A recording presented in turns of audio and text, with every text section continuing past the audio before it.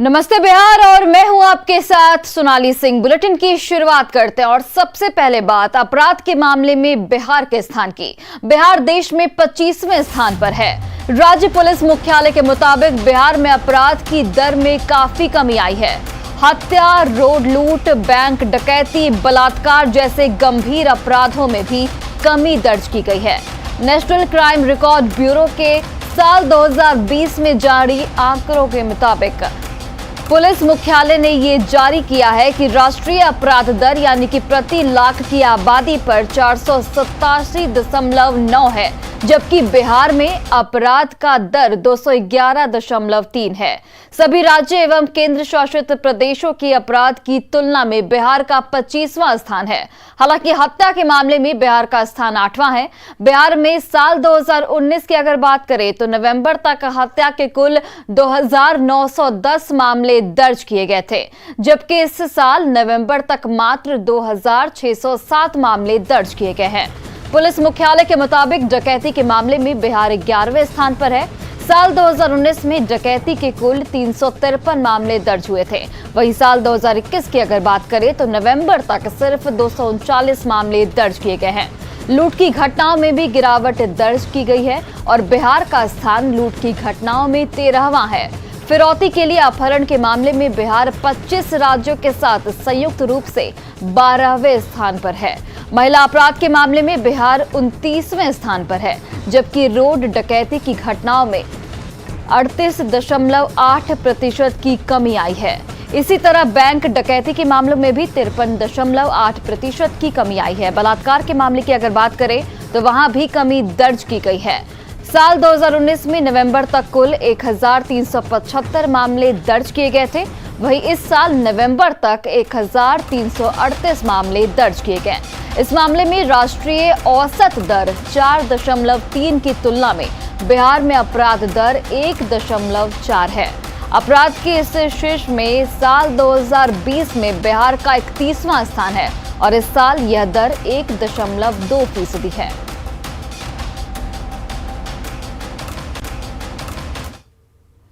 और दरभंगा से बड़ी खबर आपको बता रहे हैं, जहां पर एलएनएमयू के वाइस चांसलर एसपी सिंह ने भेजा मानहानि का नोटिस।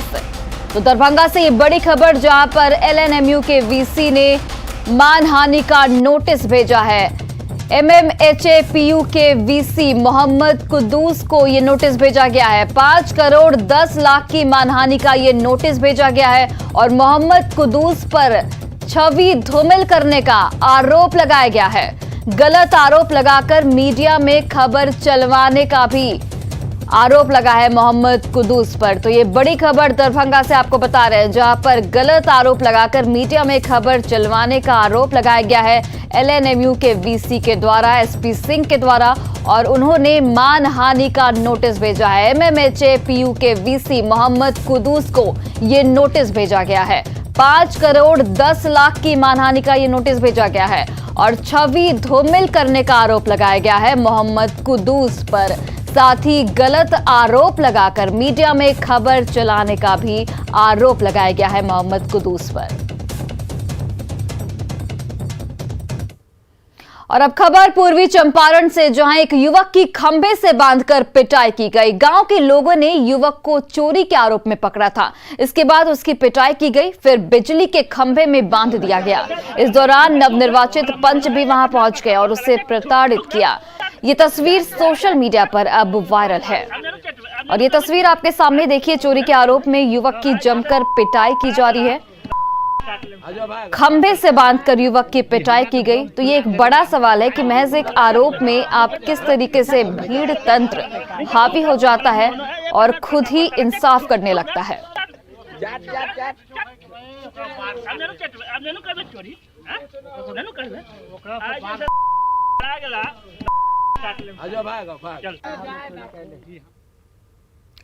पूर्णिया में ज्वेलर्स की दुकान में स्टाफ की बहादुरी की वजह से लूट की घटना नाकाम हो गई। सहायक खजांची थाना के भट्टा बाजार में जौहरी ज्वेलर्स के दुकान के बाहर एक लुटेरा बाइक पर बैठा रहता है। वहीं एक लुटेरा ग्राहक बनकर दुकान में सोने की चेन और अंगूठी निकलवाता है। इसके बाद वो चेन और अंगूठी लेकर भागने लगता है। तभी जौहरी ज्वेलर्स का स्टाफ मिट्ठू झा उनके पीछे बाहर तक गया और उसने रुपए की मांग की तो लुटेरे ने स्टाफ के ऊपर पिस्तौल तान दी, लेकिन मिट्ठू झा ने साहस का परिचय देते हुए एक लुटेरे को पकड़ लिया और उसके हाथ से पिस्टल छीन ली। इसके बाद वहां मौजूद लोगों ने लुटेरे की जमकर पिटाई के बाद उसे पुलिस के हवाले कर दिया। लुटेरे के पास से Aadhaar card, PAN card, driving licence और पिस्टल बरामद किया गया है। आधार कार्ड के मुताबिक लुटेरे का नाम प्रवीण सिंह है और वो कटिहार का रहने वाला है। शॉपिंग करने आए थे, उनको चैन दिखाने बोले, हम चैन दिखाना शुरू किए। वो 15 ग्राम तक का बताया कि एस्टिमेट है मेरा, उसी रेंज में दिखाना उसको शुरू किए। पसंद भी करवा दिए। पसंद करवाने के बाद फाइनली वो फिर बोला एक रिंग लेना है, तो रिंग भी पसंद करवा दिए। 20 ग्राम के आसपास उनका वेट था और उसका बिल भी बन चुका है। 1,05,000 का था। दूसरे टाइम वो बाहर चले गए। बाहर गए तो हम पीछे गए, फिर देखे उसको बाइक पे बैठा हुआ, तो हम पीछे से उनका कॉलर पकड़े। कॉलर पकड़ने के बाद वो उतर गए और हमको बोले हम चोर थोड़ी है ये, वो बोलने लगे। फिर इस टाइप से बोलने लगे तो हम बोले चैन दीजिए, चलिए अंदर धक्का दे दिया ऐसे करके। फिर गन्स निकाल दिए। गन्स निकालने के बाद बोले मार देंगे। पिस्टल निकालने के बाद बोले मार देंगे। और अगली खबर मुंगेर से, जहां दो पड़ोसियों के आपसी झगड़े का वीडियो सोशल मीडिया पर वायरल हो गया है। वीडियो में पड़ोसी ही अपने पड़ोसी की छत पर ईंट और पत्थर से हमले करते नजर आ रहे हैं।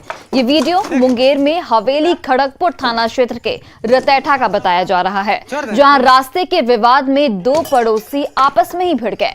एक पक्ष ने दूसरे के जलावन पर पानी डाल दिया, फिर दोनों के बीच मारपीट शुरू हो गई। एक पक्ष ने दूसरे के घर में घुसकर छेड़छाड़ और छड़ से हमला करने का आरोप लगाया है। दोनों के बीच हुई मारपीट और पत्थरबाजी में 9 लोग जख्मी बताए जा रहे हैं। दोनों ने एक दूसरे के खिलाफ थाने में मामला दर्ज करवाया है। घायलों को मुंगेर सदर अस्पताल में फिलहाल भर्ती कराया गया है।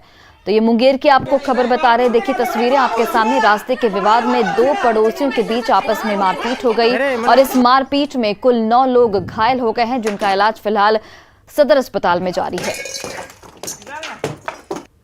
जबरदस्ती घर घुस के छेड़खानी कर रहा था। हाँ।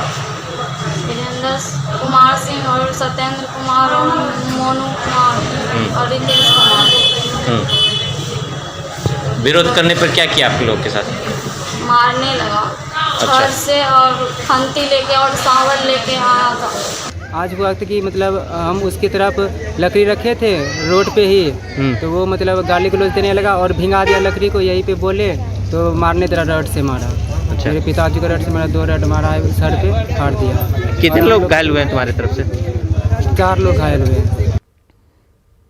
वहीं देखिए, बिहार में शराबबंदी कानून को सफल बनाने के लिए सीएम नीतीश कुमार के फैसलों को धरातल पर उतारा जा रहा है। गांव में विज्ञापन के जरिए जागरूकता फैलाई जा रही है, तो वहीं सभी पंचायतों में सीसीटीवी कैमरे लगाए जाएंगे ताकि शराबबंदी कानून का उल्लंघन करने वालों पर नजर रखी जा सके।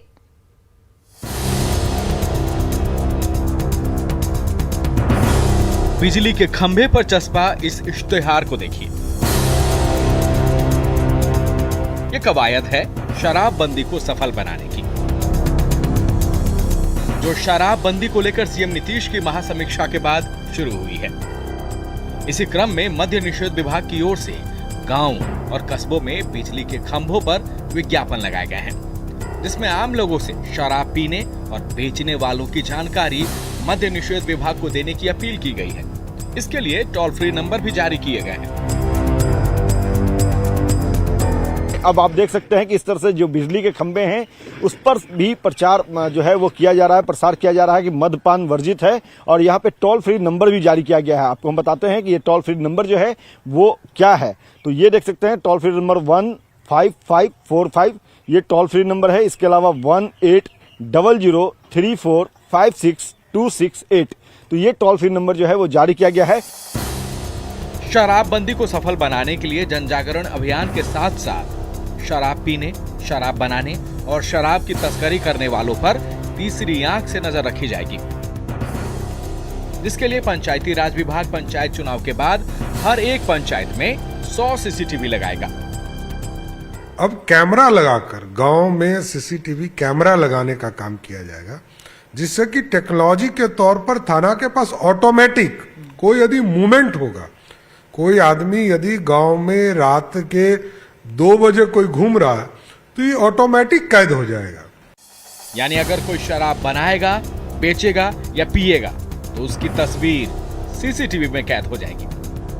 उसके बाद भी अगर आपके आसपास कोई ऐसी हरकत करवा रहा हो तो तुरंत टोल फ्री नंबर पर कॉल करें, वो सलाखों के पीछे होगा। न्यूज़ 18 के लिए पटना से आनंद अमृतराज के साथ अमित कुमार की रिपोर्ट।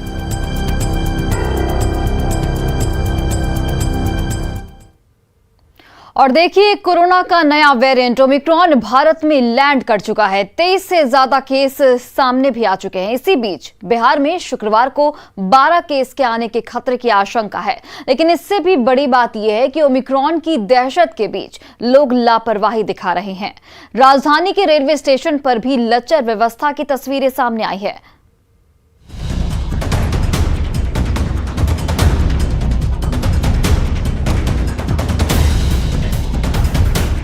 कोरोना के नए वेरिएंट ओमिक्रॉन की दहशत के बीच बिहार में एक बार फिर कोरोना अपनी मौजूदगी दर्ज करा रहा है। गुरुवार को राज्य भर में 17 नए केस सामने आए, जिसमें 14 केस सिर्फ पटना के हैं। बावजूद इसके लापरवाही का आलम यह है कि बसों में ठसाठस भीड़ है। यहाँ सोशल डिस्टेंसिंग की बात ही बेमानी है। राजधानी के बीचों बीच चलने वाली सीएनजी बसों की तस्वीर आप जरा देख लीजिए, किस तरह से लोग बिना मास्क का सफर कर रहे हैं और एक भी जो यात्री हैं देखिए आपको नजर नहीं आएंगे जो मास्क लगाए हों। तो ये लापरवाही है, जबकि क्षमता से कई गुना ज़्यादातर बस हैं उसमें यात्री ढोए जा रहे हैं। तो ये तस्वीर है राजधानी पटना के बीचों बीच चलने वाली सीएनजी बसों की। मामले बढ़ने के बावजूद पटना में लोग सतर्क नहीं हैं। ज्यादातर लोगों के मुंह पर मास्क नहीं है, लेकिन जुबान पर हजारों तरह के तर्क जरूर हैं। इलेक्शन के समय कोरोना नहीं रहता है, अभी कोरोना आ गया। चुनाव जिस समय आता है उसमें कोरोना नहीं रहता है, तो अभी जहाँ है वहाँ ना वो करेगा, अभी तो यहाँ नहीं ना है, मास्क नहीं है। सिर्फ दिसंबर की बात करें तो पिछले 9 दिनों में कोरोना संक्रमित मरीजों की संख्या 54 तक पहुँच चुकी है। आंकड़ा भले ही छोटा है, लेकिन खतरे की आशंका गहरा रही है, जिसकी सबसे बड़ी वजह है लापरवाही। कोविड गाइडलाइंस पूरी तरह से ताक पर है। अब जरा पटना रेलवे स्टेशन पर कोविड जांच की हकीकत देखिए। तकरीबन सुबह 9 बजे रेलवे स्टेशन पर जांच केंद्र का सरकारी बैनर तो लगा है, कुर्सी टेबल के साथ पूरी व्यवस्था है, लेकिन जांच करने वाले गायब हैं। कि अगर आप बिना कोविड के जांच कराए घर जाते हैं तो इसका खामियाजा आपको भुगतना होगा। लेकिन आपको हम दिखाना चाहेंगे, ये देखिए तस्वीर। स्वास्थ्य विभाग ने चेतावनी तो दे दी, रेल प्रशासन ने यात्रियों को चेताया जरूर है, लेकिन जो तस्वीर है वो उस लापरवाही को बताने के लिए काफ़ी है कि सिर्फ बातें बड़ी करने से कोरोना पे नियंत्रण नहीं रहेगा। यात्री जांच नहीं करवाएंगे क्योंकि यहाँ पे एक भी स्वास्थ्यकर्मी मौजूद नहीं है, ना ही कोई रेलवे की तरफ से जवान तैनात किए गए हैं। हालांकि पटना एयरपोर्ट पर दूसरे राज्यों या देश से आने वाले लोगों पर पैनी नजर रखी जा रही है। वैक्सीनेशन रिपोर्ट देखी जा रही है, साथ ही साथ RT-PCR जांच भी हो रही है। जाहिर तौर पर कोविड से बचाव का एकमात्र हथियार है सावधानी। पटना से न्यूज़ 18 के लिए रजनीश कुमार के साथ अमित कुमार की रिपोर्ट।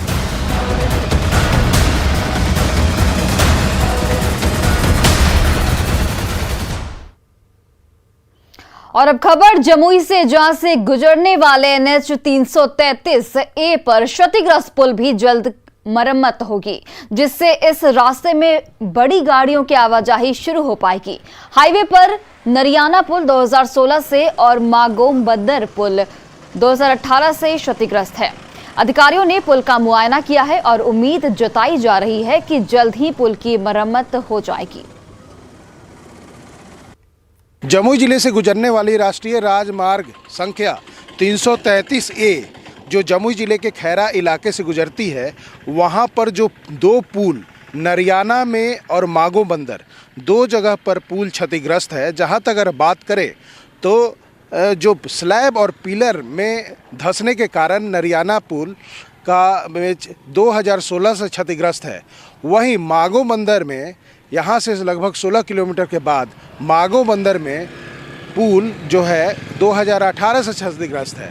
वैसे में इस रास्ते से वाहनों को गुजरने में काफ़ी परेशानी होती है, आवागमन में असुविधा होता है और इस सड़क मार्ग पर बड़े वाहन को चलना वर्जित कर दिया गया है। देख सकते हैं कि जो पैसेज बनाया गया है जो पुल पर, वो छोटे वाहनों के लिए है। ऐसे में लोगों की परेशानी है कि इन इलाकों में जो बड़े वाहन नहीं जा पाते हैं, ट्रक या बस नहीं जा पाते हैं और लोगों को काफ़ी परेशानी का सामना करना पड़ रहा है और लगभग 5 साल से यही हालात है। अब जमुई की विधायक श्रेयसी सिंह ने RCD minister, road construction department के मिनिस्टर से मांग किया था कि इस क्षतिग्रस्त पुल को ठीक कराया जाए।